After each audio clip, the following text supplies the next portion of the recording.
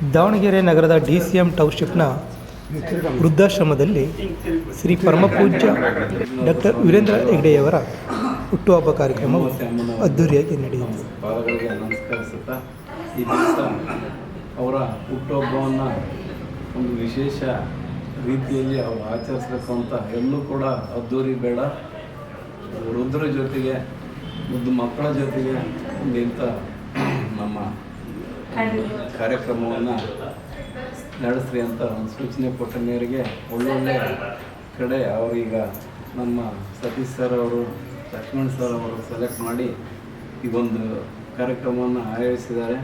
ಅದಕ್ಕೆ ನಾನು ಮೊದಲಿಗೆ ಅವ್ರಿಗೆ ಧನ್ಯವಾದಗಳನ್ನು ತಿಳಿಸ್ತಾ, ವೀರೇಂದ್ರ ಹೆಗ್ಗಡೆಯವರ ನೇತೃತ್ವದಲ್ಲಿ ನಡೀತಾ ಬಂದಿದೆ. ಅಂಥ ಮಹಾನ್ ಭಾವರು ಮತ್ತು ನಡೆದಾಡ್ತಕ್ಕಂಥ ದೇವರು, ನಮ್ಮ ಪಾಲಿನ ನಡೆದಾಡ್ತಕ್ಕಂಥ ದೇವರು ಇನ್ನೂ 100 ವರ್ಷ ಬದುಕಿರಬೇಕು.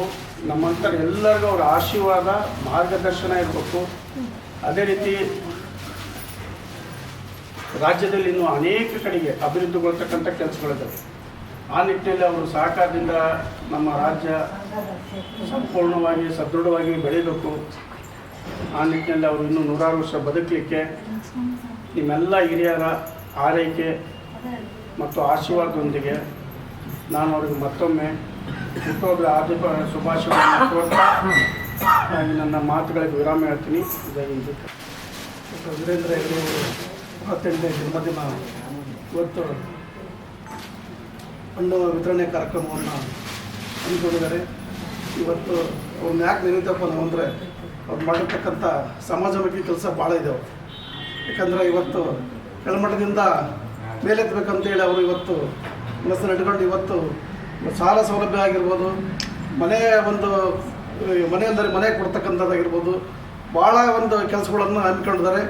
ಈ ಒಂದು ಕಾರ್ಯಕ್ರಮವನ್ನು ಅವರು ಹಮ್ಮಿಕೊಂಡು ಜನಗಳು ಭಾಳ ಒಂದು ಅದರಲ್ಲಿ ತಪ್ಪು ಮಾಹಿತಿಯನ್ನು ಕೊಡ್ತಾ ಹೋಗಿದ್ದಾರೆ. ಕೆಲವು ನಾವು ಇದ್ದಾಗ ನೋಡಿದಂಗೆ ಅದನ್ನು ನಾವು ಯಾರು ಕಿವಿ ಕೊಡ್ದಂಗೆ ಇವತ್ತು ನೋಡಿ ಮನೆಯೆಲ್ಲ ನೋಡಿದ್ವಿ ಟಿವಿಯಾಗ ನಾವೆಲ್ಲ. ಅಂಥ ಒಳ್ಳೆಯ ಒಂದು ನಮ್ಮ ವೀರೇಂದ್ರ ಹೆಗ್ಗಡೆಯವರಿಗೂ ಕೂಡ ಬಿಡಲ್ಲ ಜನ. ಒಂದು ಸಾಲ ಕೊಡೋದಿರ್ಬೋದು, ಒಂದು ಮನೆ ಕೊಡೋದು, ಇವತ್ತು ಗತಿ ಇಲ್ಲ ಅಂದರೆ ಅವರಿಗೆ ಒಂದು ರೇಷನ್ನು ಕೂಡ ಕೊಡಿಸಿದ್ದಾರೆ. ಅಂಥ ಒಂದು ಯೋಜನೆಗಳನ್ನು ಹಮ್ಮಿಕೊಂಡು ಇವತ್ತು ಅವರು ಒಳ್ಳೆಯ ಒಂದು ಆರೋಗ್ಯ, ಒಂದು ಆಯುಷ್ ಕೊಡಲಿ ಅಂತೇಳಿ ಒಂದು 2 ಮಾತನ್ನು ಮುಗಿಸ್ತೇನೆ. ಕಾವಂದ ದಂಪತಿಗಳನ್ನು ನೆನೆಸ್ಕೊಳ್ತಾ, ಮೊಟ್ಟ ಮೊದಲನೇದಾಗಿ ವೇದಿಕೆ ಮೇಲೆ ಇರ್ತಕ್ಕಂಥ ಎಲ್ಲ ಗೌರವಾನ್ವಿತರೆ ಹಾಗೂ ಇಲ್ಲಿ ಇರ್ತಕ್ಕಂಥ ಎಲ್ಲ ನನ್ನ ಯಾವತ್ತು ಆತ್ಮೀಯ ಹಿರಿಯ ಬಂಧು ಬಾಂಧವರೇ, ಮೊದಲನೇದಾಗಿ ನಾನು ಪರಮ ಪೂಜ್ಯ ಕಾವಂದರಿಗೆ ಅವರ ಹುಟ್ಟುಹಬ್ಬಕ್ಕೆ ಶುಭಾಶಯವನ್ನು ಕೊಡ್ತಾ, ಅವರು ಈ ದಿನ ಕಾರ್ಯಕ್ರಮ ಏನು ಅಂತಂದರೆ ಅವ್ರ ಹುಟ್ಟುಹಬ್ಬದ ಪ್ರಯುಕ್ತ ಹಣ್ಣು ಹಂಪಲು ವಿತರಣೆ ಅಂತ ಹೇಳಿದರು.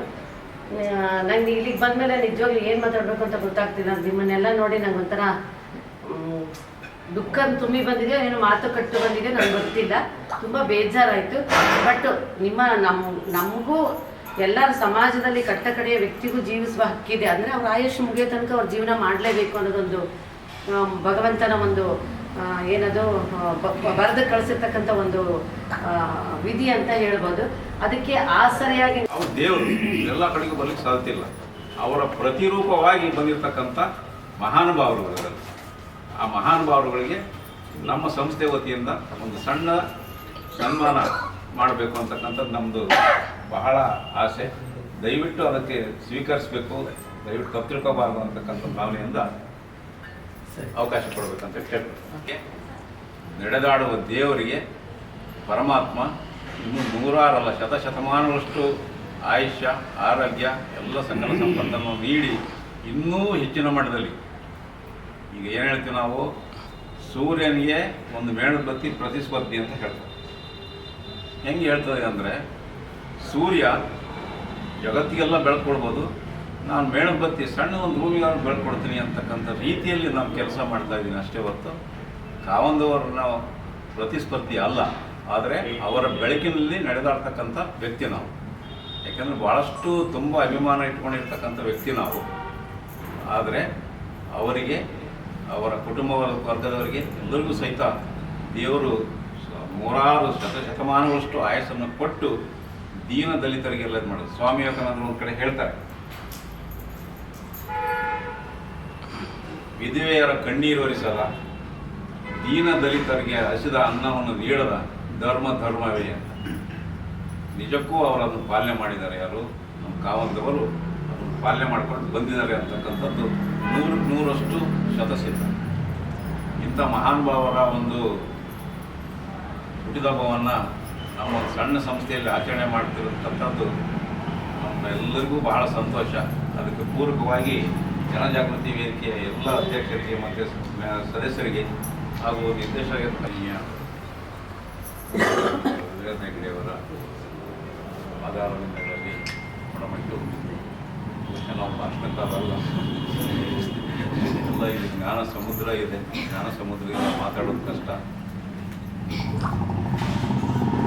ಗುಡಿಯಲ್ಲಿರ್ತಕ್ಕಂಥ ದೇವರಲ್ಲ, ಗುಡಿಯಲ್ಲಿರ್ತಕ್ಕಂಥ ದೇವರಲ್ಲ, ದೇವರ ಪ್ರತಿರೂಪವಾಗಿ ಬರ್ತಕ್ಕಂಥ ನಮ್ಮ ವೀರೇಂದ್ರ ಹೆಗ್ಗಡೆ ಕಾವಂದವರು ದೇವರಾಗಿ ದೇವರ ಸ್ವರೂಪದಲ್ಲಿ ನಡೆದಾಡುವ ದೇವರು ಅಂತೇಳಿ ಅನಿಸ್ಕೊಂಡು, ಬಹುಶಃ ನಿಮಗೆ ಆಶ್ಚರ್ಯ ಆಗ್ಬೋದು ನಾನು ಹೇಳೋ ಒಂದೆರಡು ಮಾತು.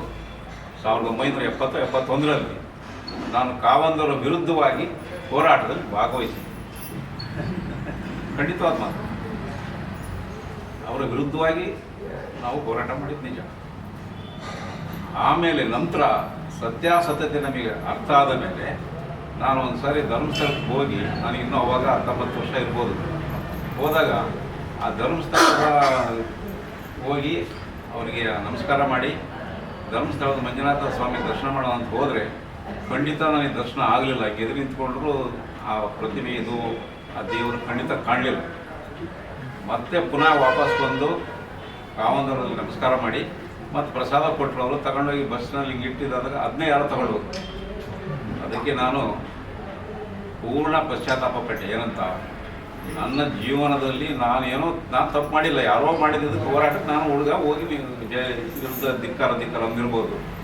ಅದ್ರ ಪರಿಣಾಮ ನನ್ನ ಮೇಲೆ ಆಗಿದೆ ಅಂತಕ್ಕಂಥ ಒಂದು ಭಾವನೆ ಇಟ್ಕೊಂಡು ಇದು ಮಾಡಿ, ಆಮೇಲೆ ವೃದ್ಧಾಶ್ರಮ ಪ್ರಾರಂಭ ಮಾಡೋಕ್ಕೂ ಸಹಿತ ಮೂಲ ಪ್ರೇರಣೆ ನಮ್ಮ ಕಾವಂದವರು ಅಂತ ಹೇಳಲಿಕ್ಕೆ ನೇರವಾಗಿ ನಿಷ್ಠವಾಗಿ.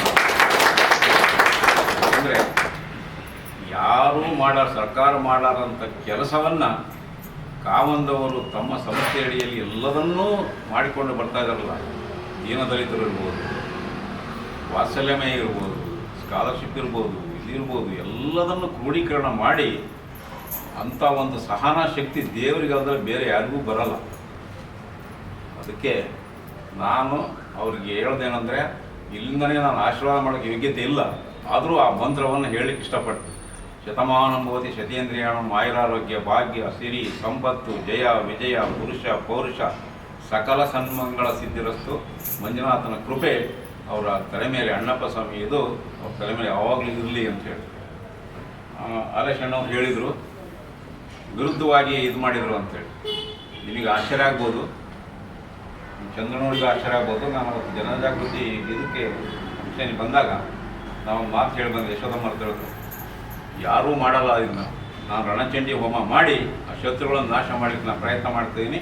ಯಾರಾದರೂ ಬರೋಂಗಿದ್ರೆ ಬರ್ಬೋದು. ಮಾಯಕೊಂಡ ಕಾಳಿಕಮ್ಮ ದೇವಸ್ಥಾನದಲ್ಲಿ ರಣಚಂಡಿ ಹೋಮವನ್ನು ನಾನು ಮಾಡ್ತಾ ಇದ್ದೀನಿ, ದಯವಿಟ್ಟು ಬನ್ನಿ ಅಂತೇಳಿ ಪೂಜ್ಯರವರ ಫೋಟೋ ಇಟ್ಟು ಇದು ಮಾಡಿ ಮೃತ್ಯುಂಜಯ ಜಪ ಮಾಡಿ, ಆಮೇಲೆ ನಂತರ ರಣಚಂಡಿ ಹೋಮವನ್ನು ಮಾಡಿ ಶತ್ರುಗಳ ನಾಶಕ್ಕೆ ನಾಂದಿ ಹಾಡಿದ್ದೀನಿ ಅಂಥೇಳಿ ನನ್ನ